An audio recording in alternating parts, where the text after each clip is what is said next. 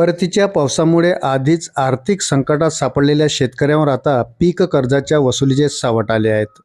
राष्ट्रीयकृत बँकेकडून थकबाकीदार शेतकऱ्यांना कर्जफेडीसाठी नोटिसा बजावण्यात आल्याने शेतकऱ्यांमध्ये संतापाची भावना व्यक्त होत आहे. शेतीत मोठे नुकसान झालेल्या परिस्थितीत बँकांकडून वसुलीचा तगाता लावला जात असल्याने शेतकरी चिंतेत आहे. काही महिन्यापूर्वी झालेल्या परतीच्या पावसामुळे शिरूर अनंतपाळ तालुक्यातील येरोड परिसरात पिकांचे मोठ्या प्रमाणात नुकसान झाले. अनेक ठिकाणी पिके पाण्याने वाहून गेली, तर काही ठिकाणी उभ्या सोयाबीनच्या शेंगांना मोड फुटल्याने उत्पादनावर परिणाम झाला.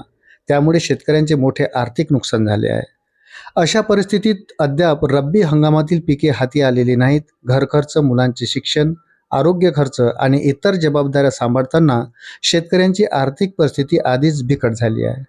त्यातच आता राष्ट्रीयकृत बँकेकडून पीक कर्जाची वसुली सुरू करण्यात आल्याने शेतकऱ्यांची चिंता वाढली आहे. येरोड येथील राष्ट्रीयकृत बँकेकडून थकबाकीदार शेतकऱ्यांना नोटिसा बजावण्यात आल्या आहेत.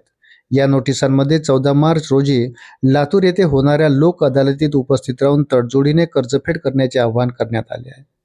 केवळ नोटिसाच नव्हे तर गावोगावी ऑटोवर लाऊडस्पीकर लावून कर्जफेडीबाबत जाहीर आवाहन केले जात असल्याचे समोर आले आहे.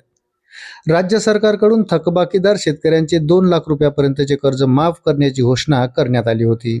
तसेच नियमित कर्जफेड करणाऱ्या शेतकऱ्यांना 50,000 रुपयांचे प्रोत्साहनपर अनुदान देण्याचीही घोषणा करण्यात आली होती.